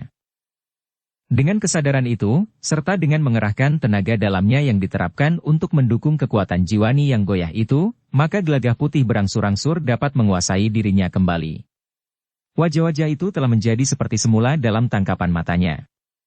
Kepala-kepala itu tidak lagi nampak membesar dengan mata yang membelalak kemerah-merahan. Gelagah Putih tidak lagi melihat gigi-gigi yang menonjol keluar seperti taring-taring raksasa, serta hidung para putut itu tidak lagi memanjang seperti hidung belancir. Ketiga orang putut itu telah berubah kembali dalam bentuk wajar mereka. Bersih, dan terutama putut menengah, adalah seorang anak muda yang tampan. Namun Gelagah Putih sengaja tidak menunjukkan perubahan dan penguasaan diri itu. Ia masih kelihatan bingung dan pening. Sekali-sekali Gelagah Putih telah memijit keningnya, kemudian mengibas-kibaskan kepalanya. Ketiga orang putut itu masih saja tertawa berkepanjangan. Mereka mulai bergerak menyamping berputar di sekeliling Gelagah Putih. Suara tertawa itu pun berkepanjangan, bergelombang menghentak-hentak. Gelagah Putih masih tetap berdiri di tengah-tengah mereka. Tetapi Gelagah Putih sempat memusatkan nalar budinya. Ia harus dengan cepat bergerak dan mengurangi jumlah lawannya karena Gelagah Putih tahu bahwa lawan-lawannya itu memiliki bekal ilmu yang tinggi. Mereka adalah murid-murid Resi Belahan. Karena itu, maka kesempatan itu datang saat petala yang masih saja tertawa itu bergeser di hadapannya. Tertawanya terdengar menghentak ketika ia melihat Gelagah Putih memegangi keningnya sambil menunduk. "Kenapa kau anak muda? Apakah kau sedang memikirkan Rara Wulan? Jangan mencemaskan nasibnya. Jika kau mati, kami bertiga bersedia membawanya ke padepokan kami." Gelagah Putih tidak menahan diri lagi. Ia melihat satu kesempatan terbuka. Karena itu dengan tanpa diduga-duga sebelumnya, maka Gelagah Putih telah menghimpun tenaga dalamnya serta memusatkannya pada telapak kakinya. Satu serangan yang tiba-tiba telah terjadi. Gelagah Putih itu meloncat seperti sebatang lembing yang meluncur dari tangan yang sangat kuat. Kakinya yang merupakan ujung lembing itu langsung mengarah ke lambung. Putut petala yang tidak mengira akan mendapat serangan yang demikian kuatnya serta mengarah ke sasaran yang mapan, terkejut bukan buatan. Demikian ia melihat serangan itu, dengan gerak naluriah petala telah memiringkan tubuhnya. Ia sedikit merendah dan berusaha melindungi lambungnya dengan siku tangannya. Tetapi serangan Gelagah Putih demikian derasnya. Dengan kekuatan yang sangat besar kaki Gelagah Putih membentur tangan yang melindungi lambung Putut Petala. Ternyata Putut Petala tidak dapat menahan derasnya serangan Gelagah Putih. Karena itu, maka tangannya yang melindungi lambung itu telah menekan lambungnya demikian kuatnya. Bahkan Putut Petala itu telah terdorong beberapa langkah surut. Putut itu tidak lagi mampu menguasai keseimbangannya, sehingga setelah terhuyung beberapa saat, maka ia gagal untuk tetap bertahan tegak di atas kedua kakinya. Putut Petala itu pun kemudian jatuh terbanting di tanah. Sekejap Putut Permati dan Putut Menengah juga terkejut melihat serangan yang tiba-tiba itu. Keduanya tidak segera berbuat sesuatu. Baru ketika mereka melihat Putut Petala terjatuh, maka hampir berbareng Putut Permati dan Putut Menengah telah menyerang Gelagah Putih. Tetapi Gelagah Putih benar-benar telah bersiap, ia memang sudah memperhitungkan bahwa keduanya akan segera menyerangnya. Karena itu, ketika serangan itu benar datang, maka dengan tangkasnya Gelagah Putih menghindar. Bahkan kemudian ia pun telah meloncat menyerang Putut Permati dengan kecepatan yang tinggi. Putut Permati sempat mengelak dan luput dari serangan itu. Namun pada saat itu Putut Petala mencoba untuk bangkit berdiri. Tetapi perhitungan Gelagah Putih demikian matang, sehingga ketika serangannya atas Putut Permati tidak mengenai sasaran sebagaimana diperhitungkannya, maka ia pun segera berputar. Satu kakinya terayun mendatar dengan kekuatan yang sangat besar. Putut Petala yang baru bangkit itu tidak menduga bahwa serangan Gelagah Putih akan demikian cepatnya datang. Sekali lagi ia kehilangan kesempatan untuk menghindar. Kaki Gelagah Putih yang berputar dan terayun mendatar itu justru telah mengenai tengkuknya. Putut Petala mengaduh tertahan. Tetapi ia terdorong dengan derasnya dan kemudian terjerembab jatuh menelungkup. Wajahnya menyerup tanah, sehingga hidungnya berdarah. Bahkan keningnya rasa-rasanya telah terantuk batu demikian kerasnya. Putut Petala masih berusaha untuk bangkit. Tetapi kepalanya terasa demikian peningnya. Keningnya yang terantuk batu itu terasa sangat sakit. Sedangkan darah mengalir lewat lubang hidungnya. Sementara itu matanya pun menjadi berkunang-kunang. Dengan demikian, seperti yang direncanakan maka Gelagah Putih telah mengurangi seorang dari 3 orang lawannya, sehingga untuk selanjutnya ia hanya akan bertempur melawan 2 orang putut. Ia berharap bahwa Putut Petala tidak akan segera dapat bangkit dan membantu saudara-saudara seperguruannya. Sebenarnya lah bahwa Putut Petala memang tidak dapat segera bangkit. Kepalanya menjadi pening dan matanya menjadi kabur. Hidungnya masih saja berdarah, sedangkan di wajahnya nampak barut-barut kemerah-merahan. Ketika Putut Petala mencoba berdiri di atas lututnya, maka rasa-rasanya dunia telah berputar. Putut Permati dan Putut Menengah memang menjadi sangat marah melihat keadaan Putut Petala. Karena itu, maka keduanya segera mengerahkan kemampuannya bersama-sama menyerang Gelagah Putih. Tetapi Gelagah Putih sudah siap menghadapi mereka. Dengan tangkasnya ia berloncatan. Sekali-sekali terjadi benturan di antara mereka. Namun Putut Permati dan Putut Menengah yang lebih tua dari Gelagah Putih itu menjadi sangat heran bahwa Gelagah Putih mempunyai tenaga dalam yang sangat besar. Meskipun demikian Gelagah Putih masih sangat berhati-hati. Ia tidak boleh terpancing lagi sehingga hampir saja kehilangan kendali atas penalaran dan bahkan perasaannya. Hampir saja ia terjerat oleh usaha lawan-lawannya membakar kemarahannya, sehingga lepas dari kesadaran. Dalam pada itu, maka pertempuran di seluruh halaman rumah Agung Sedayu itu menjadi semakin sengit. Anak-anak Gajah Liwung bertempur dengan garangnya menghadapi para pengikut Resi Belahan yang bertempur tanpa landasan kesadaran dan keyakinan. Tetapi kesetiaan mereka kepada Resi Belahan benar-benar memberikan kebanggaan. Mereka tidak lagi mencemaskan dirinya apapun yang akan mereka alami. Pertempuran yang sengit itu tidak saja terjadi di halaman rumah Agung Sedayu, tetapi di padukuhan induk itu pertempuran telah menyebar pula di mana-mana. Tetapi para pengawal masih dapat membatasi gerak orang-orang perkemahan itu sehingga tidak mendekati Banjar dan rumah Ki Gede Menoreh, yang dipergunakan sebagai tempat pengungsian perempuan dan anak-anak. Para pengawal yang bertugas melindungi para pengungsi itu menjaga dengan ketat jalan-jalan yang menuju ke Banjar dan ke rumah Ki Gede. Bahkan dinding-dinding halaman mendapat pengawasan yang ketat, karena mereka tahu bahwa orang-orang yang menyerang tanah perdikan itu telah berhasil merembes masuk dan berusaha untuk mencapai Banjar sebagai pusat kegiatan para pengawal dan anak-anak muda, serta rumah kepala tanah perdikan sebagai pusat kendali pemerintahan. Maka setiap kelompok yang berusaha mendekati kedua tempat itu, selalu didesak mundur oleh pasukan pengawal yang cukup kuat serta pasukan cadangan, anak-anak muda dan orang-orang padukuhan induk yang meskipun sudah tidak terhitung muda lagi, tetapi masih sanggup untuk bertempur. Betapapun kelompok-kelompok yang berhasil menyusup itu berusaha untuk menembus sampai ke jantung tanah perdikan Menoreh, tetapi mereka menghadapi perlawanan yang gigih di mana-mana. Jika 1-2 orang berhasil lolos, namun usaha mereka tidak akan berhasil mendekati Banjar. Mereka akan segera berhadapan dengan kelompok-kelompok pengawal terpilih yang ditunjuk untuk melindungi perempuan dan anak-anak.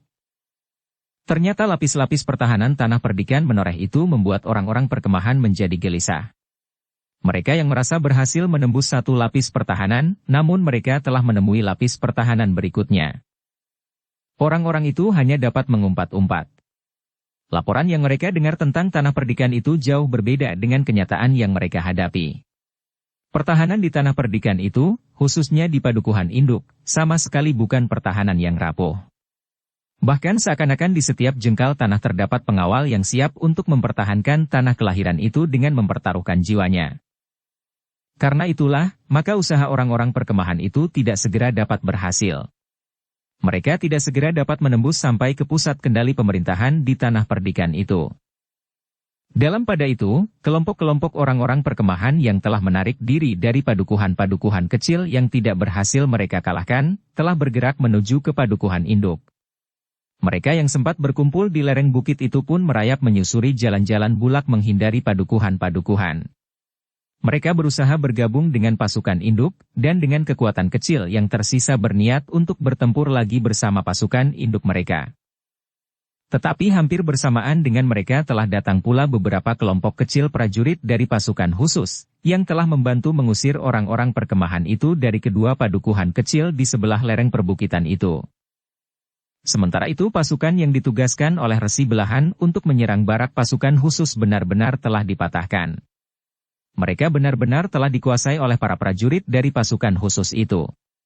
Satu hal yang sama sekali tidak dapat mereka bayangkan sebelumnya, bahwa mereka akan menjadi tawanan dan memberikan pergelangan tangannya untuk diikat. Dalam pada itu, di halaman rumah agung Sedayu pertempuran menjadi semakin sengit. Orang-orang berilmu tinggi telah meningkatkan ilmu mereka sampai ke puncak. Bajang bertangan baja yang bertempur melawan Ki Tempuyung Putih tidak lagi mengekang diri mereka masing-masing. Dendam yang menyala di dada mereka benar-benar telah membakar segala macam pertimbangan yang dapat meredam api yang menyala di dada mereka itu. Ki Tempuyung Putih yang menjadi kepercayaan Resi Belahan itu benar-benar telah sampai ke puncak ilmunya. Tubuhnya seakan-akan justru menjadi semakin ringan. Ia mampu beroncatan dan berputaran mengelilingi bajang bertangan baja. Kemudian menyerang dengan tiba-tiba seperti lepasnya anak panah dari busurnya. Bajang memang tidak terlalu banyak terpancing oleh gerak berputar Ki Tempuyung Putih.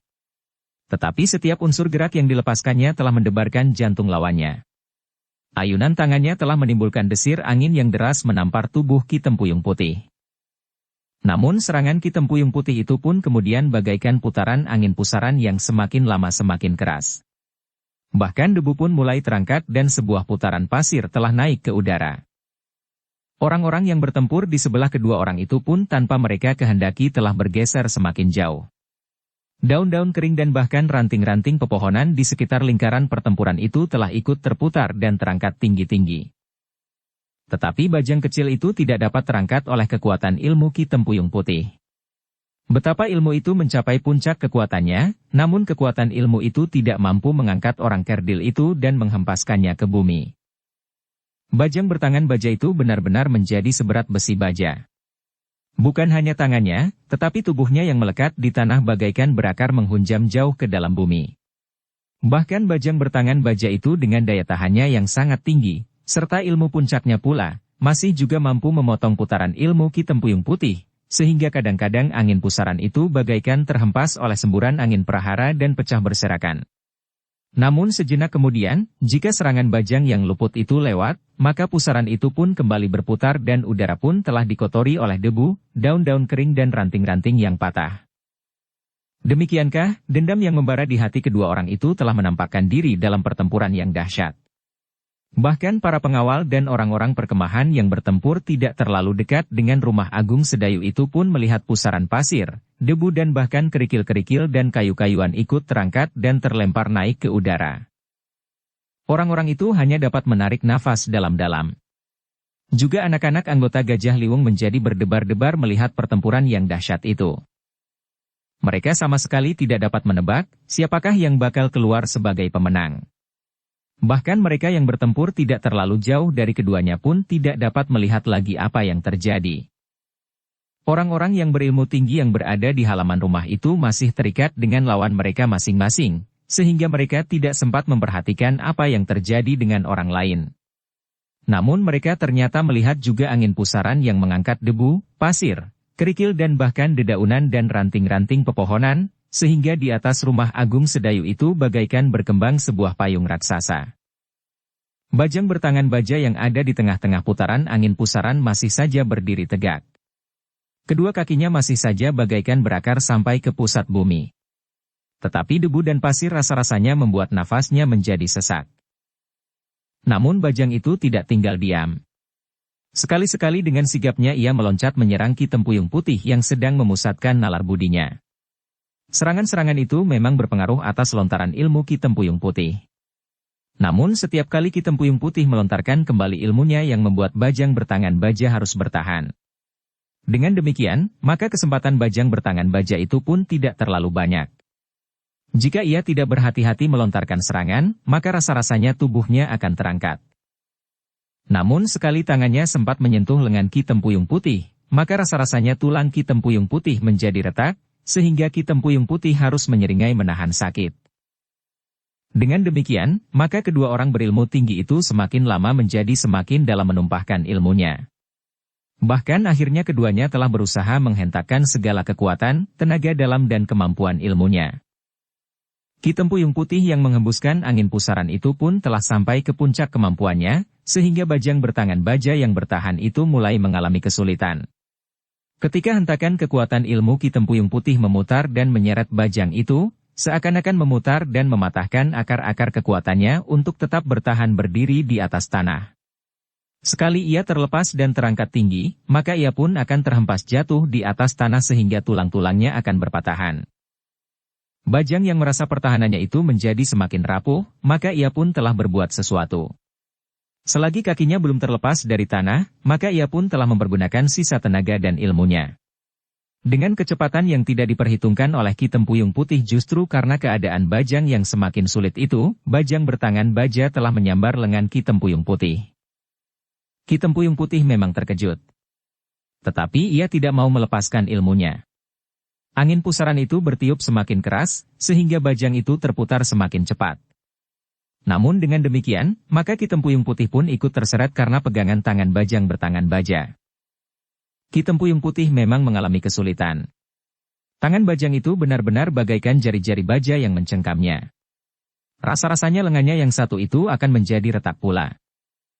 Bahkan bajang itu tidak saja mencengkam lengannya, tetapi selagi Ki Tempuyung Putih menjadi ragu karena dirinya sendiri ikut terseret dalam putaran itu, tangan bajang bertangan baja yang lain sempat menggapai lehernya. Ki Tempuyung menjadi semakin mengalami kesulitan. Jari-jari bajang bertangan baja mulai mencengkam lehernya, sehingga jari-jari bajang bertangan baja itu seakan-akan telah mulai menembus kulitnya dan meremas lehernya. Ki Tempuyung Putih tidak dapat berbuat lain, ia harus melepaskan ilmu kleret tahunnya. Kemudian dengan mengerahkan tenaga dalamnya yang tersisa, maka keempat jari-jari tangannya telah merapat. Demikian nafasnya terasa hampir terputus karena cekikan tangan bajang bertangan baja, maka keempat jari-jari tangannya yang merapat itu telah menusuk bagian bawah dada bajang kerdil di arah ulu hatinya. Ternyata bahwa kekuatan Ki Tempuyung Putih itu sangat dahsyat pula. Keempat jari-jari tangannya itu telah menusuk bagaikan sebilah ujung bambu yang diruncingkan menikam sampai ke ulu hati. Bajang bertangan baja itu terpekik keras-keras. Namun dengan demikian maka tenaganya pun telah menghentak. Jari-jarinya benar-benar telah menghunjam mencengkam leher Ki Tempuyung Putih. Sementara itu, angin pusaran itu pun telah tidak lagi berputar karena Ki Tempuyung Putih telah melepaskan ilmu kleret tahunnya. Debu, pasir, dedaunan dan ranting-ranting pun mulai berhamburan. Lingkaran pertempuran antara Ki Tempuyung Putih dan bajang bertangan baja itu menjadi semakin terang, karena angin pusaran itu pun telah terkuak. Yang kemudian nampak adalah dua tubuh yang terbaring diam dengan darah yang mengalir dari luka masing-masing. Ki Tempuyung Putih telah terluka di lehernya, sementara bajang bertangan baja telah tertembus ulu hatinya. Orang-orang yang bertempur, terutama yang bertempur di halaman depan rumah Agung Sedayu itu, sempat melihat bagaimana darah mengalir dari kedua tubuh yang terbaring diam itu. Mereka pun segera tanggap bahwa bajang bertangan baja dan Ki Tempuyung Putih yang saling mendendam itu, telah bersama-sama melepaskan dendam mereka. Keduanya telah mati sampiuh. Pertempuran masih berlangsung dengan sengitnya di halaman rumah Agung Sedayu. Tetapi setelah angin pusaran itu mereda, maka angin pun seakan-akan telah berhenti mengalir. Dedaunan bagaikan diam membeku untuk sesaat, seakan-akan terpana menyaksikan dua orang musuh bebuyutan itu tergolek diam bersama-sama. Namun sejenak kemudian, halaman itu telah diguncangkan kembali oleh pertempuran-pertempuran yang tidak kalah sengitnya. Di sudut lain dari halaman rumah Agung Sedayu, Gelagah Putih telah bertempur dengan garangnya melawan dua orang murid Resi Belahan. Putut Permati dan Putut Menengah yang menjadi sangat marah karena Gelagah Putih telah melukai seorang saudara seperguruan mereka. Biasanya bertiga mereka merupakan kekuatan yang sangat berbahaya, tidak ubahnya bagaikan Resi Belahan sendiri. Namun Gelagah Putih yang menghentakkan kemampuannya, telah mengurangi lawannya seorang. Putut Petala yang tidak cukup siap melawan serangan kekuatan tenaga dalam Gelagah Putih. Dengan demikian, maka Gelagah Putih masih harus bertempur melawan dua di antara ketiga putut murid terpercaya Resi Belahan itu. Meskipun hanya berdua, namun Putut Permati dan Putut Menengah itu merupakan pasangan yang sangat berbahaya bagi Gelagah Putih. Namun dalam pada itu, Putut Petala bukannya tidak berbuat apa-apa. Ia berusaha untuk memperbaiki keadaannya. Setelah bergeser beberapa langkah menjauh, maka Putut Petala itu pun duduk melekat sebatang pohon untuk memusatkan nalar budinya, mengatur pernafasannya untuk meningkatkan daya tahannya mengatasi rasa sakitnya. Gelagah Putih pun mengetahui usaha Putut Petala itu. Tetapi Gelagah Putih tidak segera dapat berbuat sesuatu. Putut Permati dan Putut Menengah berusaha untuk mengikat Gelagah Putih dalam satu perang yang sengit, sehingga Gelagah Putih tidak sempat berbuat sesuatu atas Putut Petala. Sebenarnya lah bahwa Gelagah Putih harus bekerja keras untuk mengimbangi kedua orang lawannya. Putut Permati dan Putut Menengah mampu bekerja bersama dengan sangat baiknya, seakan-akan keduanya telah digerakkan oleh otak yang sama, sehingga Gelagah Putih harus berloncatan, melenting dan menggeliat menghindari serangan-serangan yang datang tidak berkeputusan itu. Namun Gelagah Putih adalah anak muda yang pernah menjadi kawan seperguruan Raden Rangga. Karena itu, maka seakan-akan Gelagah Putih pun memiliki apa yang pernah dimiliki oleh Raden Rangga. Apalagi pada saat-saat terakhir, seakan-akan Raden Rangga telah menuangkan landasan kemampuan yang dapat meningkatkan atas kemampuan Gelagah Putih. Selain itu, Gelagah Putih sebagai salah seorang di antara pewaris ilmu perguruan orang bercambuk serta murid Ki Jayaraga, maka ia adalah lawan yang mendebarkan bagi murid-murid Resi Belahan. Sebenarnya lah bahwa murid-murid Resi Belahan yang merasa tidak terkalahkan itu menjadi gelisah menemukan lawan sebagaimana Gelagah Putih. Bertiga mereka merasa bahwa kemampuan mereka sulit untuk dicari tandingnya. Tetapi ketika mereka bertemu dengan Gelagah Putih, maka mereka harus menilai kembali bahwa ternyata ada juga seorang anak muda yang sebaya, bahkan lebih muda dari mereka, memiliki ilmu yang sangat tinggi. Apalagi setelah salah seorang dari antara mereka dapat dilumpuhkan oleh Gelagah Putih, maka ketiga orang putut itu merasa bahwa kekuatan mereka tidak lagi utuh. Tetapi kedua orang putut itu memang mencoba berusaha untuk memberi kesempatan Putut Petala untuk bangkit.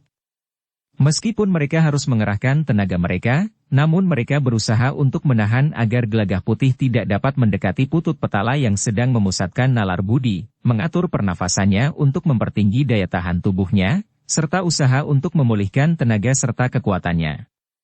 Seandainya tenaganya tidak pulih seutuhnya, namun dapat mencapai pada tataran yang memadai, maka bertiga mereka tentu akan dapat mengalahkan Gelagah Putih.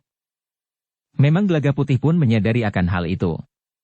Karena itu, ia harus berpacu dengan perkembangan tenaga dan kemampuan Putut Petala. Ia harus dapat mengalahkan, atau setidak-tidaknya menyusut sejauh-jauhnya kemampuan Putut Permati dan Putut Menengah, sebelum Putut Petala mampu bangkit dan ikut bertempur bersama kedua orang saudara seperguruannya. Dengan demikian, maka Gelagah Putih pun telah mengerahkan tenaga, kekuatan dan kemampuannya. Dengan perhitungan bahwa Putut Petala akan mampu meningkatkan daya tahannya, maka Gelagah Putih pun tidak mempunyai pilihan selain meningkatkan serangan-serangannya atas kedua orang lawannya. Bahkan Gelagah Putih telah sampai pada tataran landasan atas ilmunya sebagaimana diletakkan oleh Raden Rangga. Putut Permati dan Putut Menengah menjadi heran menghadapi Gelagah Putih. Berdua mereka tidak mampu menguasai anak muda itu. Ilmu yang disadap dari jalur ilmu perguruan kisah dewa, orang bercambuk, serta Ki Jayaraga, di atas landasan atas yang diletakkan oleh Raden Rangga, merupakan perpaduan ilmu yang sangat sulit diatasi oleh kedua orang putut itu. Dengan demikian, untuk melindungi diri mereka, maka Putut Permati dan Putut Menengah harus mengerahkan segenap kemampuan mereka pula. Meskipun demikian, tekanan Gelagah Putih atas mereka terasa menjadi semakin berat. Tanpa Putut Petala, maka kedua orang putut itu berusaha untuk membuat Gelagah Putih kebingungan. Berdua mereka kemudian berloncatan dan berlarian mengelilinginya. Dengan aba-aba yang tidak dapat dimengerti oleh Gelagah Putih, maka keduanya bergerak seakan-akan tidak beraturan. Namun ternyata keduanya tidak pernah berbenturan, sehingga Gelagah Putih yakin bahwa gerak-gerak yang nampaknya tidak teratur itu adalah salah satu unsur dari gerakan-gerakan ilmu yang diwarisinya dari Resi Belahan. Dengan kemampuan pengamatan yang tinggi, Gelagah Putih masih selalu dapat mengatasi serangan-serangan yang datang di antara gerak-gerak yang tidak dimengertinya itu. Bahkan kadang-kadang demikian tiba-tiba dan tidak terduga-duga. Tetapi dengan ketenangan dan kecermatan Gelagah Putih, maka semuanya itu mampu diatasi. Bahkan Gelagah Putih dapat mendesak keduanya atau salah seorang di antaranya, sehingga terpaksa berloncatan surut beberapa langkah untuk mengambil jarak. Sementara saudara seperguruannya bergegas datang membantunya. Sementara itu Putut Petala justru telah mengatasi masa yang paling sulit. Karena itu, maka keadaannya sudah berangsur membaik. Kepalanya sudah tidak lagi terlalu pening dan nyeri. Sementara itu pedih-pedih di wajahnya sudah jauh menyusut. Tenaganya telah mulai merayapi urat-urat nadinya lagi. Tiba-tiba saja Putut Petala itu bangkit berdiri. Sambil mengangkat kedua tangannya dengan jari-jari mengepal, maka Putut Petala itu berteriak nyaring. Suaranya telah menggetarkan udara di halaman rumah Agung Sedayu itu. Gelagah Putih memang menjadi berdebar-debar. Dengan menghentakkan tenaganya, ia berhasil mendesak lawannya. Tangannya sempat menyentuh lambung Putut Menengah, sehingga Putut itu terdorong surut. Tetapi sentuhan itu tidak banyak berpengaruh, sebagaimana serangan Gelagah Putih yang mengenai pundak Putut Permati. Meskipun terasa nyeri, tetapi keduanya masih tetap bertempur dengan garangnya. Namun dalam pada itu, teriakan Putut Petala telah memperingatkan Gelagah Putih untuk mempersiapkan diri sebaik-baiknya. Jika Putut itu genap bertiga, maka keadaan Gelagah Putih akan menjadi semakin sulit. Karena itu, maka Gelagah Putih harus bertindak cepat, sebelum Putut Petala memasuki arena. Ketika gema teriakan Putut Petala itu lenyap, maka Putut itu mulai melangkah mendekati arena pertempuran. Namun pada saat itu pula, Gelagah Putih telah menghentakkan kemampuannya. Yang menjadi sasarannya adalah Putut Menengah. Meskipun mula-mula Gelagah Putih menyerang Putut Permati seakan-akan tanpa menghiraukan Putut Menengah sehingga Putut Permati berloncatan surut, namun Gelagah Putih telah membuat perhitungan yang mapan. Sebagaimana diperhitungkan oleh Gelagah Putih, ketika serangannya yang dilandasi dengan segenap kemampuannya mendesak Putut Permati, maka Gelagah Putih telah memburunya. Dengan serangan-serangan beruntun, Gelagah Putih semakin mendesak Putut Permati sehingga beberapa langkah surut. Sementara itu, Putut Menengah ternyata menganggap bahwa dengan bangkitnya Putut Petala, Gelagah Putih ingin menekan Putut Permati untuk melemahkan perlawanannya terutama setelah Putut Petala memasuki arena.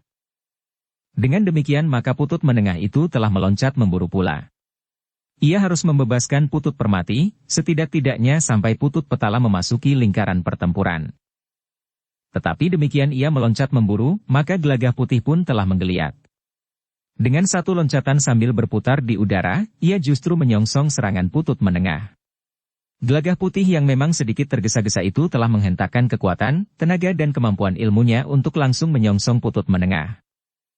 Putut Menengah memang terkejut. Tetapi ia tidak dapat berbuat lain kecuali membentur serangan Gelagah Putih. Ternyata benturan itu berakibat gawat bagi Putut Menengah. Ia telah terlempar beberapa langkah surut dan bahkan kehilangan keseimbangan, sehingga jatuh terbanting di tanah. Punggungnya terasa bagaikan retak, sementara pundaknya pun menjadi sangat nyeri. Dalam benturan itu Gelagah Putih juga telah terdorong surut. Meskipun keadaannya lebih baik dari Putut Menengah, namun Gelagah Putih yang masih belum bersiap seluruhnya itu mendapat serangan yang sangat kuat dari Putut Permati. Gelagah Putih memang tidak sempat mengelak. Meskipun demikian Gelagah Putih sempat memiringkan tubuhnya dan sedikit merendah ketika kaki lawannya terjulur ke arah lambungnya. Tetapi serangan itu telah menghantam lengan Gelagah Putih. Namun Gelagah Putih sengaja tidak membentur serangan itu. Ia justru berusaha menjatuhkan dirinya searah dengan serangan itu. Dorongan serangan itu memang terlalu kuat, sehingga Gelagah Putih telah jatuh berguling beberapa kali. Bersambung ke bab 413. Dukung kami dengan subscribe, follow, like, komen dan share. Terima kasih.